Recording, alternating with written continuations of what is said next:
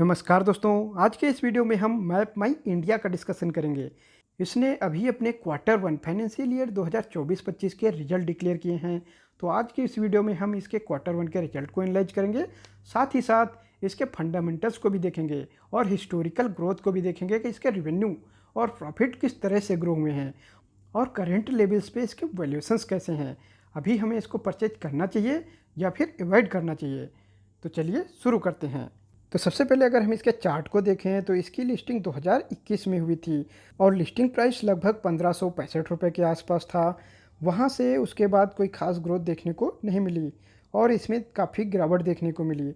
और इसमें लगभग जब ये लो बना रहा था 1000 रुपये के आसपास, तब इसमें लगभग 36 से 37% की गिरावट देखने को मिली थी। लेकिन उस गिरावट के बाद से वहाँ से ज़रूर एक अच्छी रैली देखने को मिली है और अभी उस लेवल से यह स्टॉक लगभग 123% से अप है, लगभग 123% के रिटर्न ये दे चुका है।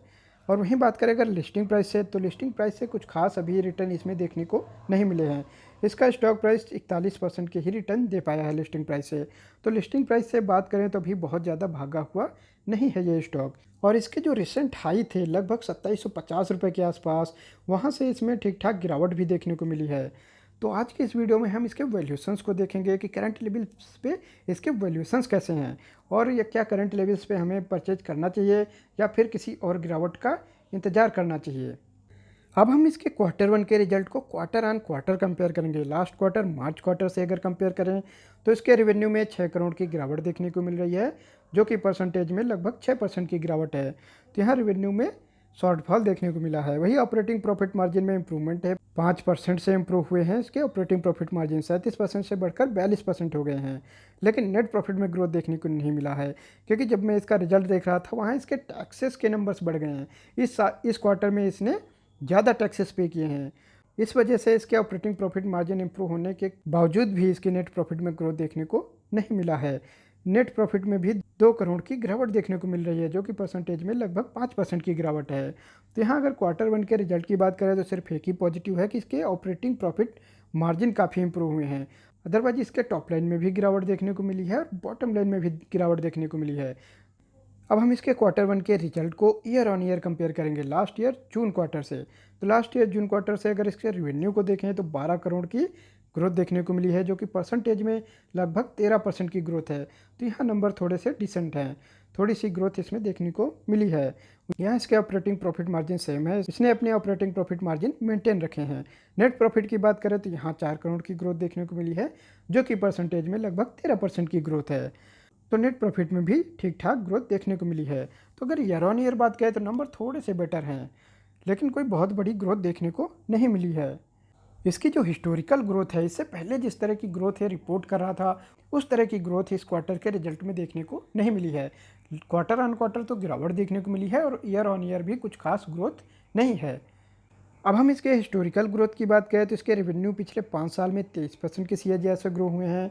पिछले 3 साल में ये नंबर बढ़कर और बेहतर हो जाता है और 36% की ग्रोथ दिखा रहा है। 36% की CAGR से इसके रेवेन्यू ग्रो हुए हैं।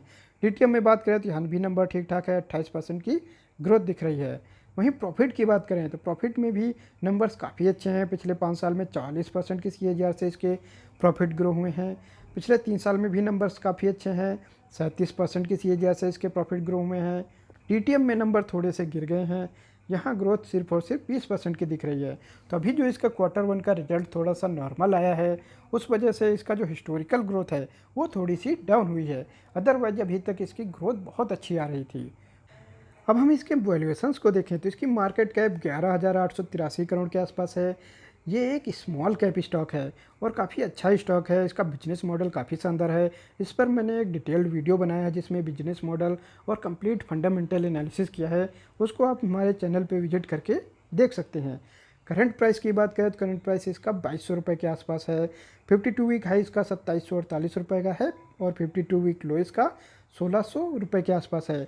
तो ये 52 वीक हाई और लो के कहीं बीच में ही ये ट्रेड कर रहा है। स्टॉक पी की बात करें तो 86 का है, दिखने में हायर साइड लग रहा है, लेकिन क्योंकि इसकी हिस्टोरिकल ग्रोथ काफ़ी अच्छी है इसलिए इसका PG रेशियो सिर्फ और सिर्फ 2 का है, जो कि बताता है कि ये फेयरली वैल्यूड है।